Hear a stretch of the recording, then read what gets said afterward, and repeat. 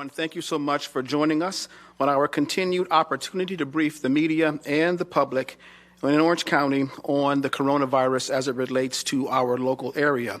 To brief us on the local activities is our Mayor, Jerry L. Demings, the Mayor of Orlando, Buddy Dyer, Dr. Yolanda Martinez, and Dr. Raul Pino from the state. We will start with the update from our Mayor, Jerry Demings. Mayor.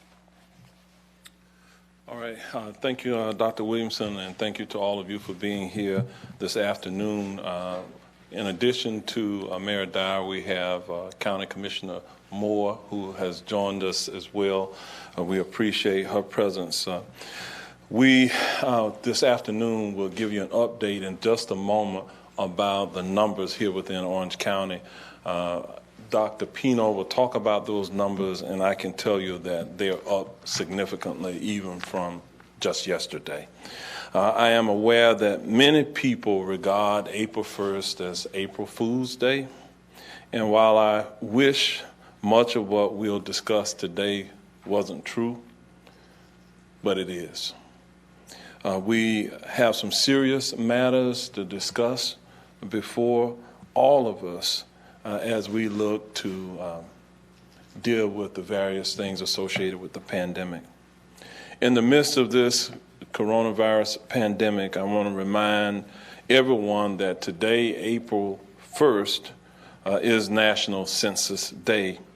And today was the deadline for submitting your completed census forms.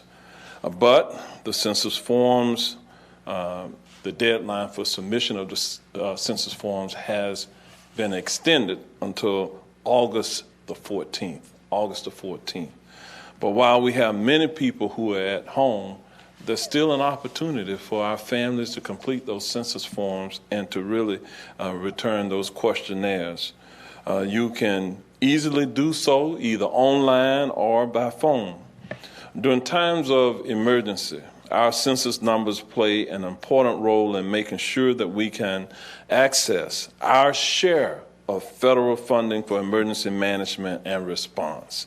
It also impacts our ability to provide adequate health care, meal assistance, and crisis relief to our community. So it's not too late for all of you to make sure that your household is counted.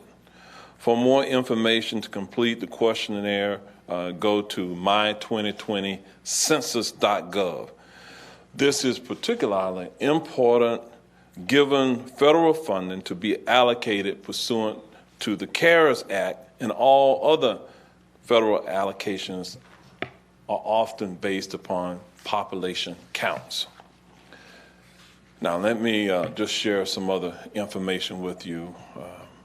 Even as we are managing the COVID-19 crisis, we are still monitoring other crises in our community as well.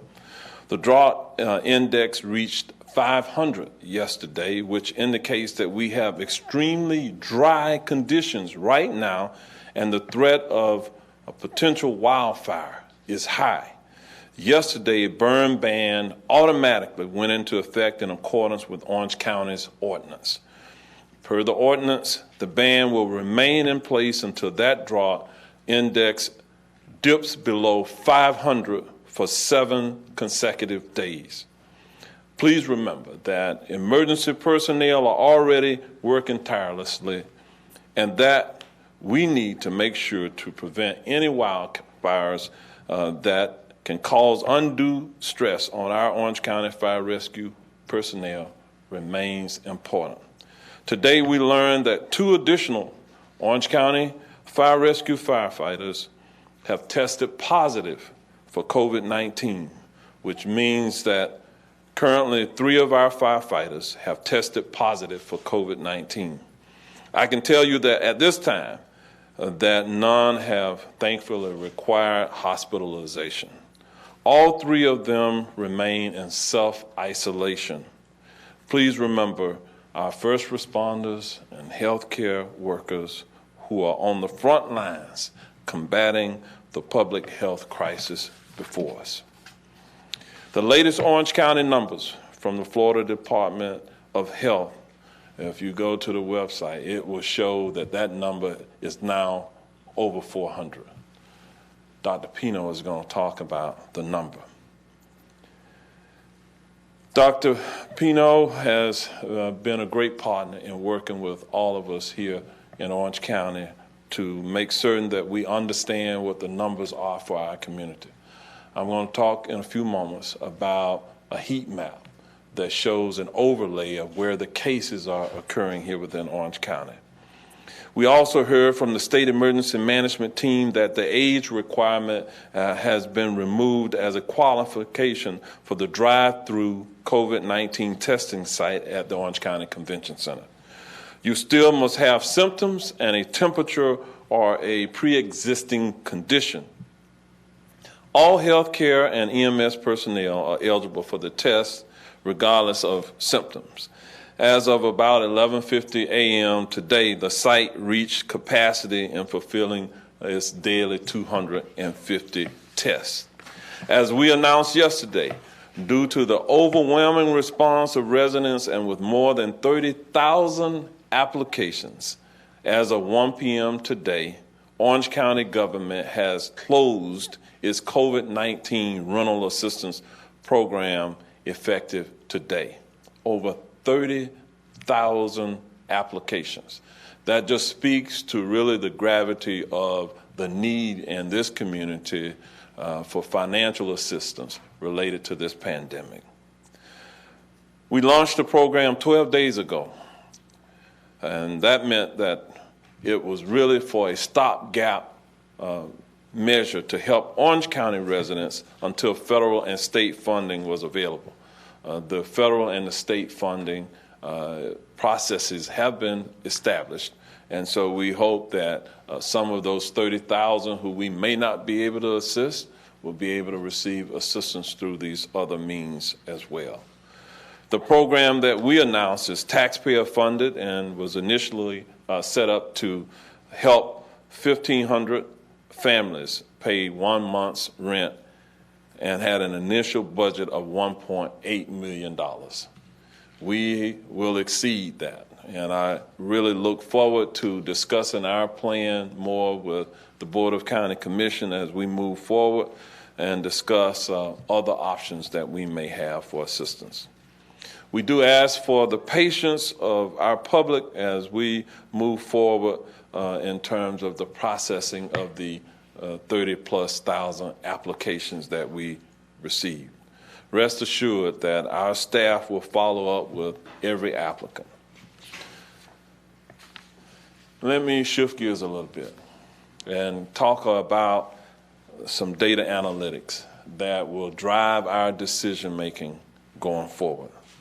The number of COVID-19 cases in Florida and in Orange County are certainly increasing. They are increasing across the country. A model from the Institute of Health Metrics and Evaluations show that our COVID-19 cases will peak somewhere between the end of April and the first part of May. When we reach this peak in Florida, we will be experiencing more than 170 deaths per day statewide. If these models are accurate, which I believe they are, we will have nearly 7,000 deaths in the state of Florida during this time frame. We have data analytics from national, state, and local sources that validates that our stay-at-home order as an appropriate strategy to mitigate the spread of the COVID-19 virus here within our community. Let me refer you to the maps that you see to my left that show hotspots of reported cases in Orange County. There are 53 zip codes in Orange County, and on that map we have 38 zip codes that have at least one case within the zip code. But the most, where you see the reddest spots on that map, there are several zip codes that stand out as our hotspots: 32801, 32822, 32839, 32837, 32824, and 32828. But do not be deceived by the map, because there are other zip code areas that have much of that pinkish hue there. That means that they're on the map. That heat map can change daily based upon the spread of the virus itself. So we are here today to talk about what we will be doing moving forward. I want to speak briefly about this week. This is going to be a pivotal week for our nation, state, and here in our local community. I plan to meet this coming Friday with hospital executives to provide a laser-like focus on data specific to Orange County and related to mitigation and response efforts here. We are planning for what I would call a surgical-like strike to stop the spread of COVID-19 here in this community. I'm glad to see the governor's statewide order, and we're deciphering what it means to us here in Orange County. We're deciphering what that means to the executive order that we have here for stay at home. We will likely need to extend our stay at home order. There has some fairly unique nuances to it, but certainly we intend to follow the order that the governor has laid out earlier today. Other models, I might add, reveals that our heat map is showing various cases of COVID-19, but if your area does not look like a hot zone, again, don't be deceived or misled that you don't have to stay apart in order to stop this virus. According to the CDC, as many as 25% of us can be infected with COVID-19 but not show any symptoms. So it is important that the warnings that we have put in place are heeded by everyone in this community. At this time, I'm going to ask Mayor Dyer to come forward and share some thoughts with you, and then we'll move from there. Thank you, Mayor Demings, and good afternoon. Orlando, we are strong. Together as a community, we've experienced multiple hurricanes that had devastating effects, the tragedy at the Pulse nightclub, which took 49 lives, and now the greatest pandemic we've seen in our lifetime. But the power is with us and our actions to contain this virus, to overcome the fear that it brings and stop the spread and save lives right here in Central Florida. And I know, Orlando, that we're up to the challenge. And I've seen bravery and courage and strength everywhere I look. I see bravery every single day. Our healthcare professionals, our nurses, our doctors, heroes who are working around the clock to save suffering and save lives. Our first responders who are on the front lines risking their own lives. Our city workers who are picking up garbage, parks, permitting.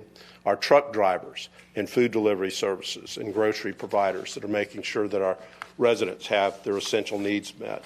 Our teachers, our administrators, our parents who are ensuring that our children are continuing to receive quality education. Our Regional Commission on Homelessness, our outreach teams, and our homeless providers are making sure that we're not forgetting about the least among us.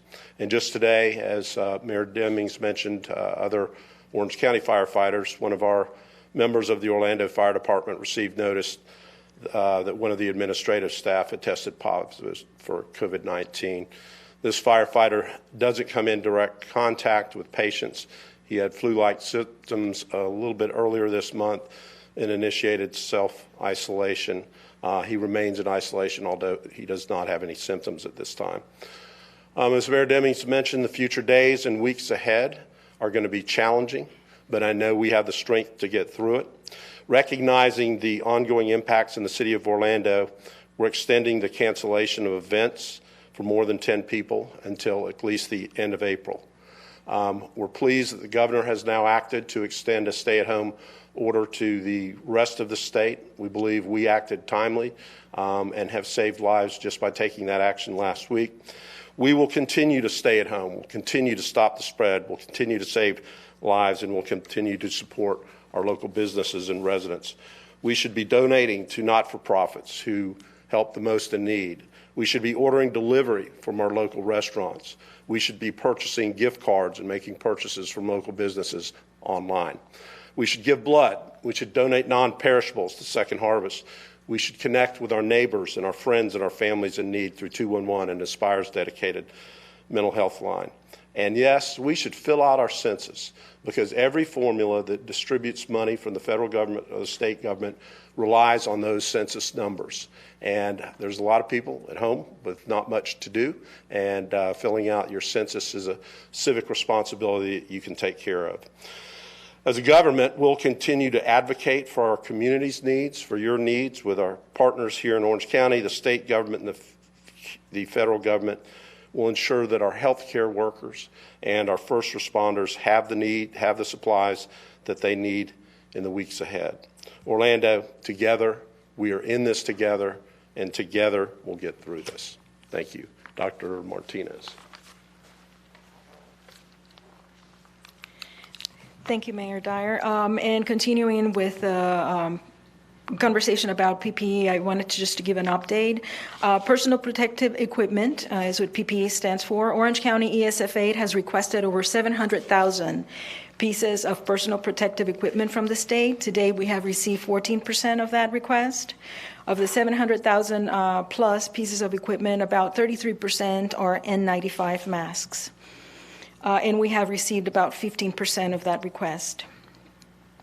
We do not have to stress the value of the N95 masks. The people in the front line of this pandemic know the value of this resource to protect their lives, the lives of their families, and the lives of everyone, or maybe, and hopefully not, somebody in this room who might need their help. We know that there's a nationwide shortage of N95s, so we are calling on our healthcare partners to follow guidelines to ensure that N95s will be available when Florida reaches the apex of the epidemic or the pandemic, which, as Mayor Demings mentioned, could be towards the end of April, beginning of May.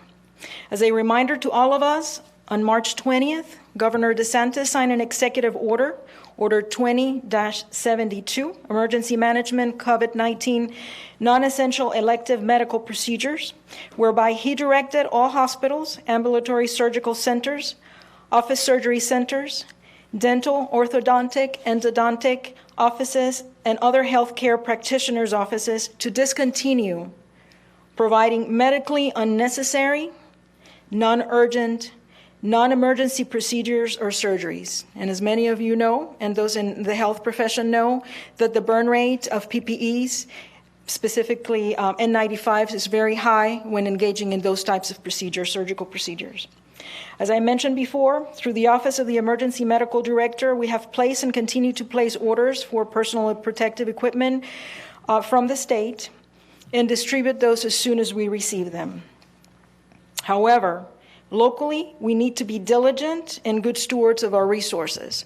So again, we're asking our healthcare partners to pay attention to the fact that the governor had requested hospitals and other care facilities to discontinue non-emergency procedures. And with that, I'll turn it to Dr. Pino, who will talk about the public health numbers. Thank you, Dr. Martinez. Thank you, mayors. I would like to thank the press for continued coverage. And it looks like it works because we have seen a significant reduction on the number of calls that we get into our call center, which probably means that the general message is getting to the public and there are less of those general questions.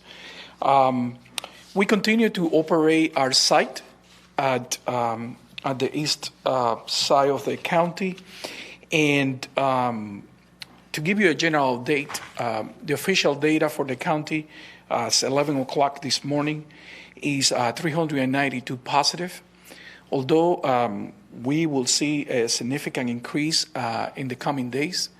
And probably by the end of Friday, if we continue with this rate, we could reach close to 500. the range of the age from 0 to 91. And every time that you see 0 in CDC collected data, it means that there is an individual who is younger than 1. They don't record months. Our county has tested 3,602 individuals. 13, as we know in the data, are waiting for the results right now. And we have 64 hospitalizations. That went a little bit up from the last time that we talked to you, as well as the age has decreased a little bit. We are trying to calculate. Last time that we looked at it was 47 years old. It looks like the epidemic in our county is affecting younger individuals. We have a positive testing rate of about 10% of all the tests that we are doing in the county. Previous to this, it was less than 7. So that, with the number of hospitalizations increasing, it may be an indication that the epidemic is taking a hold in our area. And as we have spoken before to you, the epidemic here seems to be running like 2 weeks behind or their harder hit cities like New York City or Miami. That's why the next 2 weeks are very critical for us in continuing to prevent the spread of the disease. It is in our control. It is in our control to stop spreading the disease around. Social distancing, hand washing, and staying at home as much as you can, and only going out when it's absolutely necessary. We have conducted in our site about 200 tests. 32 of those have come out positive, and we continue to do testing, and if necessary and we have volume, we will do it through the weekend. The number to make those appointments is 407-723-5004. Again, 407-723-5004. En español, el número para llamar para hacer cita para hacerse la prueba es 407-723-5004. The city of Orlando has the highest number of cases in our county with 272. Winter Park has 21 cases. Windermere has 16. Ocoee 12. Apoca 8 cases. Winter Garden 8 cases. And Midland 7 cases. I continue to suggest to people to use the CDC app that was developed with Apple. It's in the Apple Store, and it has a lot of information that you can drive from it, and it's secure. They don't collect any data on you, and the information has been validated by the CDC. Other sites, other websites, other informational sites has a lot of misinformation. I also want to recognize our mayors and the efforts of the city and the county on securing adequate conditions for the homeless that needs to be isolated, and we are ready to engage and help as much as we can. Thank you.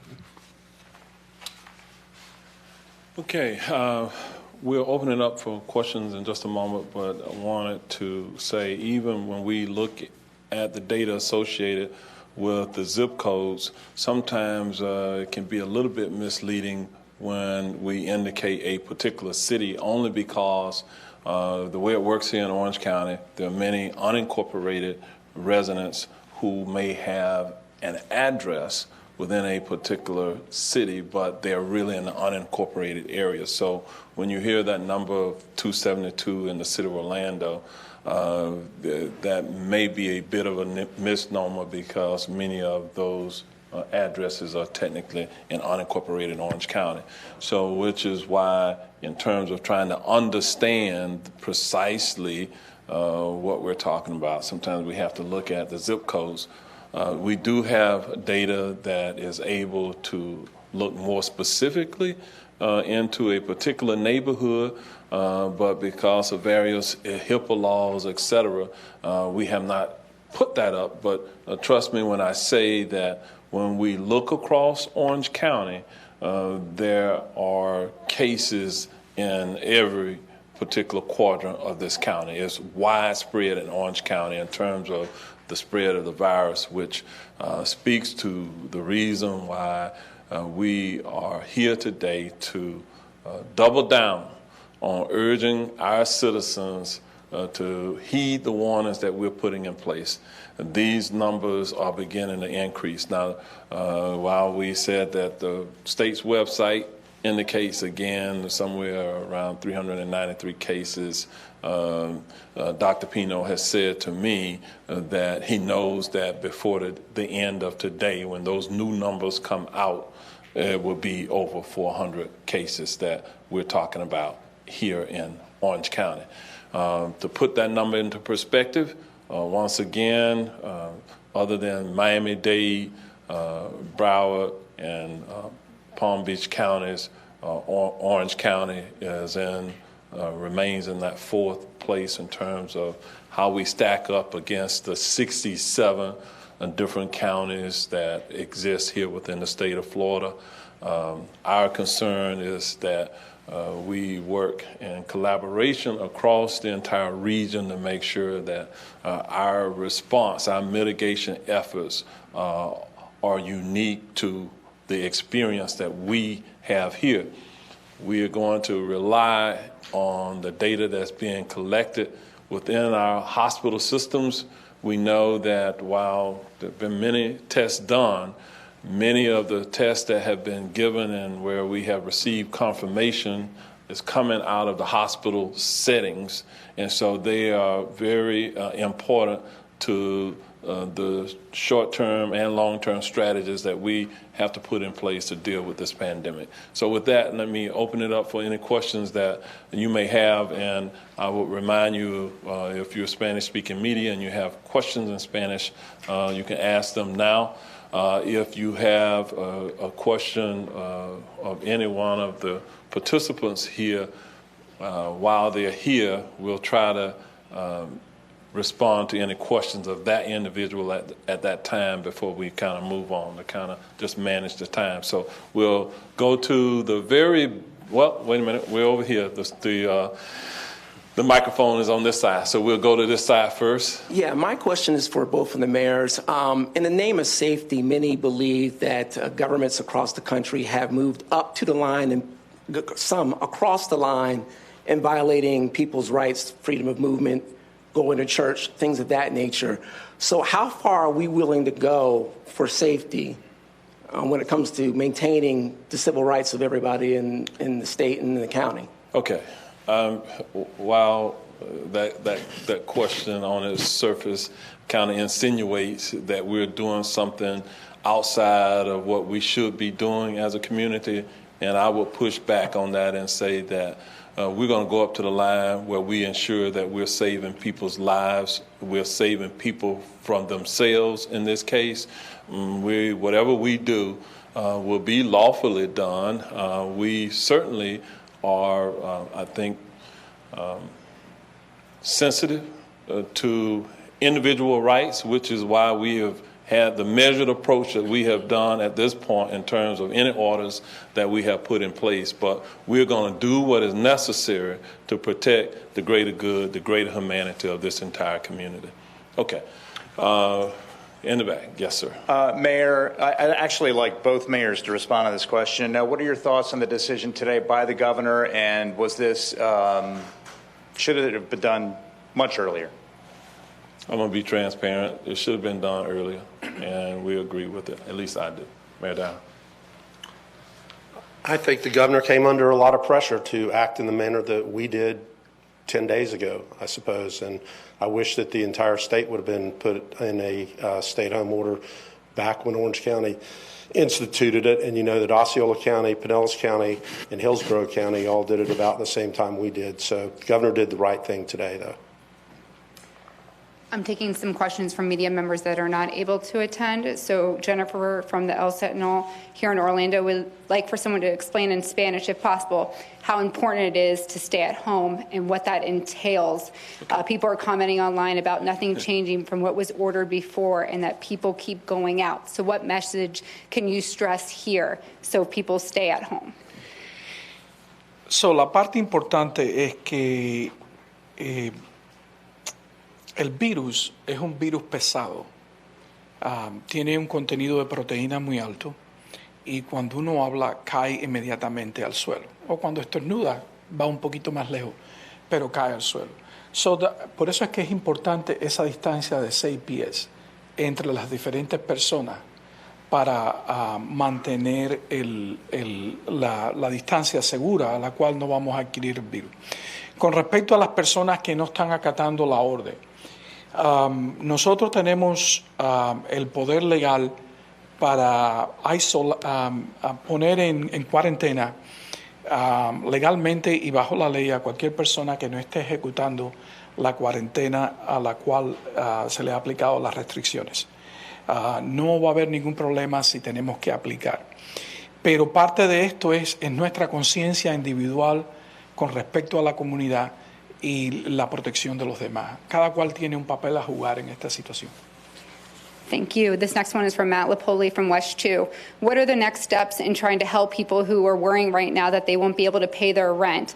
And this is in reference into the assistance rent program. And those that are, when the need is too great, when this program launched, what are options for those people now?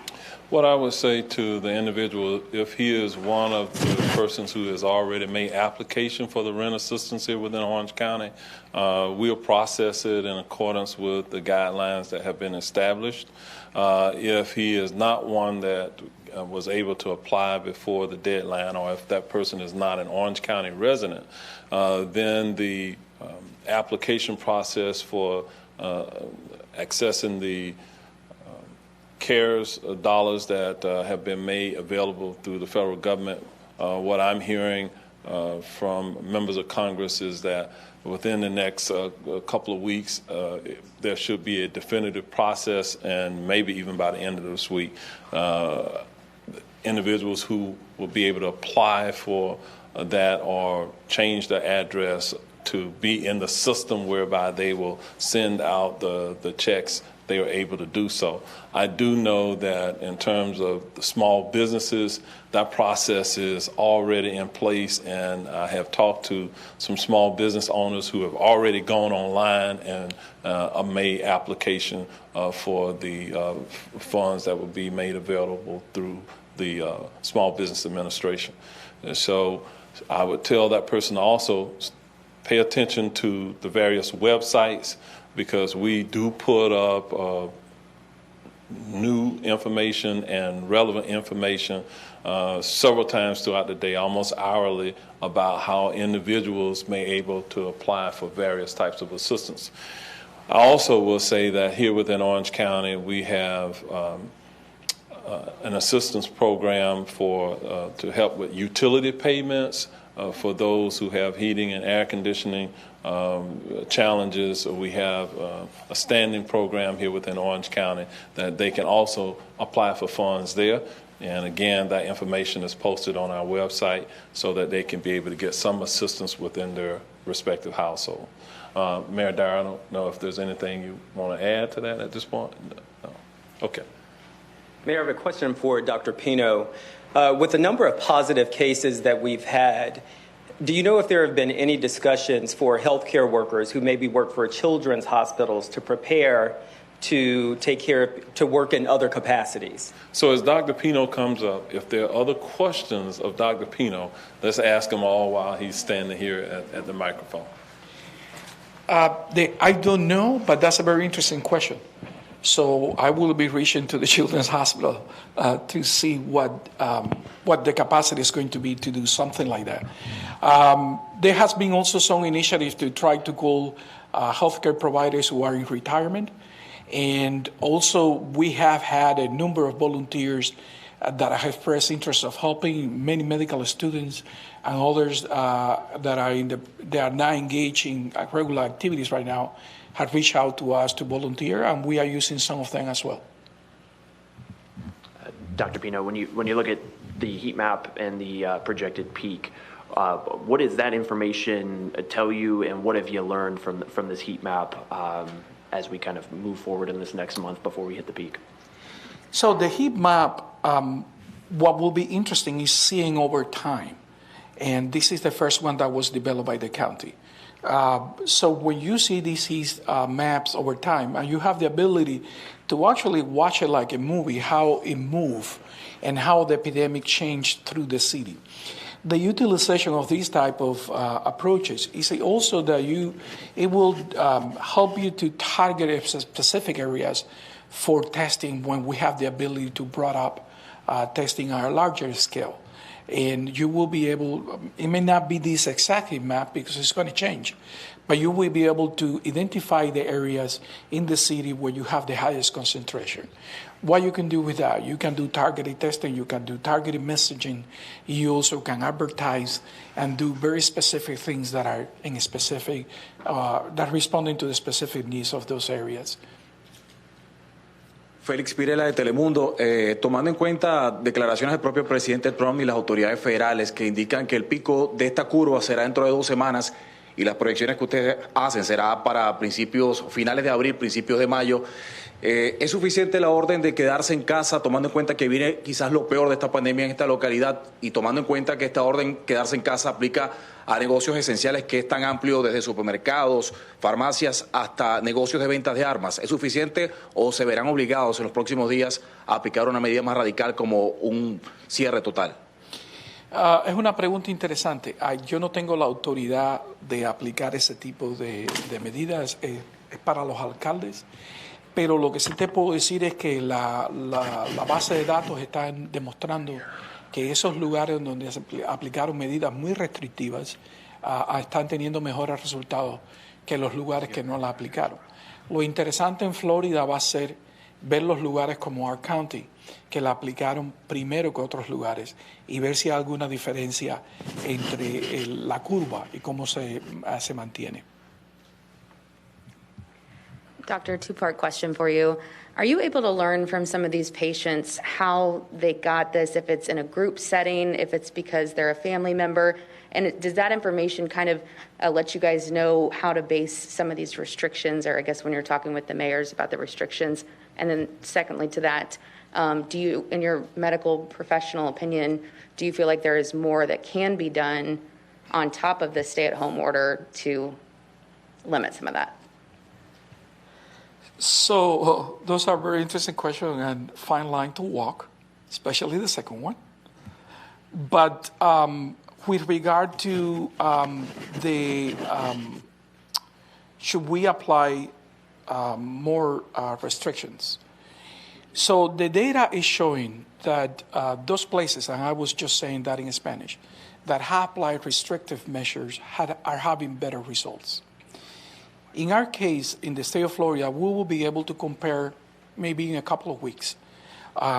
If our county that applied these measures earlier than other regions in the state will have a better outcome. So that would be very interesting to look at it from an analytical point of view. That would be very interesting to look at. Are we learning from everyone? Absolutely. What I have learned the most is that asymptomatic people are playing a role in the transmission of the disease more than we initially thought. Dr. Pino, quick question. A lot of the decisions seem to be being driven by the modeling from the CDC and the Institute of Health. I wonder if you could talk about that because, for instance, in 2009, the modeling they did for H1N1 was extremely higher than the amount of people that actually ended up passing away from it. And I'm wondering if something similar might be happening here as well. It could be. A model is as good as the data that you enter into it. And a model constantly changes. So a modeling is basically a mathematical equation where you said, if we have this condition, if we have the many people with this percentage of the population and this rate of infection, this is what is going to happen. And it takes into consideration what is happening today. But because we are applying these measures and maybe more measures will be coming into place, that outcome may change. So the modeling that is done today takes into consideration the data today and the conditions today and not what is going to happen tomorrow. That's why it could be a difference in the N1 case. We'll take one more question. Dr. Pino, you mentioned that there are several children who have tested positive, some even under the age of 1. Do you have an update on how those children are doing? Kids are doing very well. Okay, again, thank you for being here. We likely will do the next press event on Friday, and that will come subsequent to having a meeting with some of our healthcare executives here in the community. Again, thank you for being here.